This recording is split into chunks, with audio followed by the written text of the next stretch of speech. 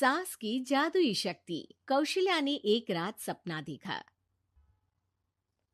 कौशल्या राजपूत, तुमने किए हैं जीवन में अच्छे अच्छे कर्म, इसलिए अब से जब तुम चाहो गायब हो सकती हो, जिसके लिए तुमको सिर्फ चुटकी बजानी होगी और चुटकी बजाते ही तुम गायब। बस एक बात का ध्यान रखना, जहां तुमने कोई गलत काम किया तुमसे ये शक्ति वापस ले ली जाएगी। कौशल्या की नींद टूट जाती है। ये कैसा सपना था? गायब हो जाऊंगी मतलब? हे भगवान, कंबल ओढ़ के सो जाती हूँ, सपना कंबल के अंदर नहीं घुस पाएगा। कौशल्या डर के मारे कंबल ओढ़ के सो जाती है। सुबह कौशल्या मंदिर जाने लगती है। अरे बहू, जल्दी चल, भिखारियों को खाना भी तो खिलाना है।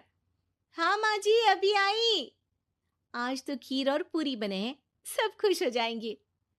दोनों सास बहू कार से खाने का सामान लेकर मंदिर पहुंचते हैं और भगवान की आराधना के बाद मंदिर के बाहर बैठे भिखारियों को खाना खिलाने लगते हैं। दीदी, आप हर हफ्ते आते हो, इतना सारा करते हो हम लोगों के लिए। मैं आपके लिए रोज अलग से दुआ मांगता हूँ। ये तो फर्ज है हमारा। दीदी, थोड़ी पैसों की मदद हो जाती तो अच्छा होता। बड़े चौराहे पे मेरी बीवी भीख मांगती है, उसका इलाज करवाना है, 100-200 रुपए लग जाएंगे। कौशल्या उसी वक्त भिखारी को 500 का नोट दे देती है और दोनों सास बहू वहां से लौटने लगती हैं। तभी कौशल्या को कोई शंका होती है। अब बहू रुक, तो मैं अभी आई। कौशल्या वापस वहीं जाती है तो देखती है कि भिखारी वहां है ही नहीं। कौशल्या को रात का सपना याद आता है। वो चुटकी बजा के गायब हो जाती है और सीधे भिखारी के पास पहुंचती है, पर भिखारी को वो दिखाई नहीं देती।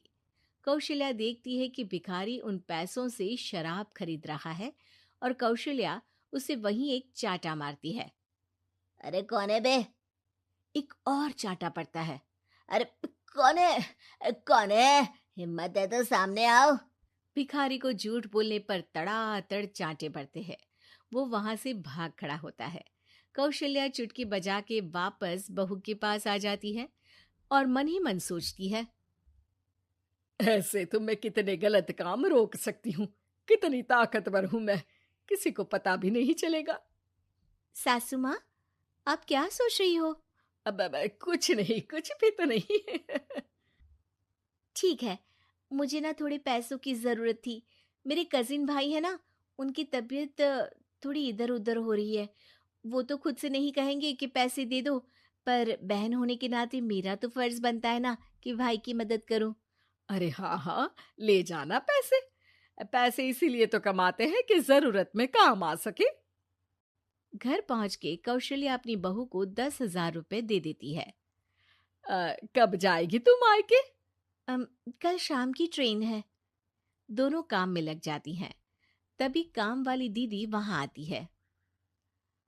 आज ना मैं आप लोगों के लिए पनीर बनाऊंगी। ठीक है, मंगवा लेती हूँ पनीर। पड़ोस की दुकान वाला पनीर दे जाता है और काम वाली बाई पनीर से रेसिपी बनाने लगती है। आज अपनी सुपर पावर काम वाली बाई पे ट्राई करती हूँ, देखूं तो सही किचन में करती क्या है ये। सास चुटकी बजा के गायब हो जाती है और किचन में पहुंचती है। बाई को खबर भी नहीं है कि कौशल्या भी किचन में ही है। आज तो मैं भी पनीर की सब्जी बनाऊंगी रात को अपने घर, और थोड़ा सा घी भी रख लेती हूँ। वैसे भी कौशल्या बुढ़िया खा खा के मोटी हो गई है। कौशल्या बाई की चोरी पकड़ लेती है और गुस्से में बाई की चोटी ऊपर उठा देती है। बाई को समझ भी नहीं आता कि उसकी चोटी खड़ी कैसे होगी। वो डर के मारे चीख पड़ती है। बहू भागते हुए किचन में आती है। अरे क्या हुआ? ये तुम्हारी चोटी खड़ी कैसे है? करंट लग गया है क्या? पता नहीं, शायद किचन में ना भूत है।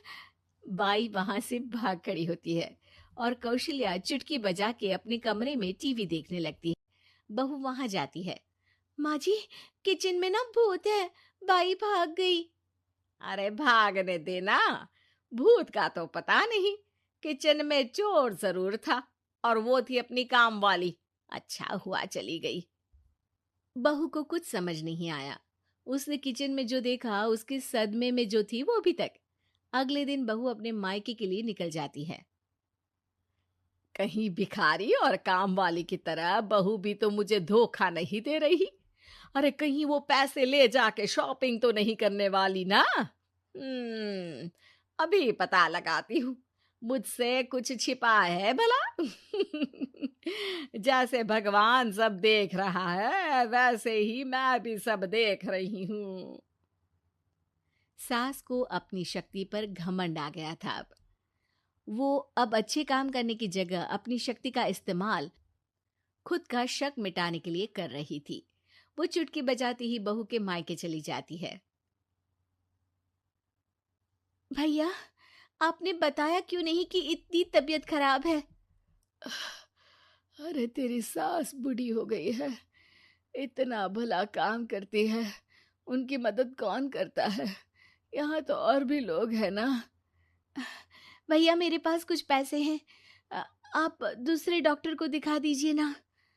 अरे मुझे लगता है कि मेरा टाइम आ गया है, मुझे जाना होगा। कमरे में भाई की आत्मा को लेने यमदूत आ चुके थे। कौशल्या भले ही किसी को नहीं दिख रही थी, पर यमदूत ने उसे देख लिया। यही आत्मा है शायद, परछाई दिख रही है, पहले ही तैयार खड़ी है। अरे आप कौन हो? यमराज का नाम सुना है? हैं? आप यमराज हो क्या? नहीं, हम उनके यहाँ जॉब करते हैं, आत्मा उठा के ले जाते हैं डिलीवरी वाले। चलो अब तुम्हारा टाइम पूरा हो गया।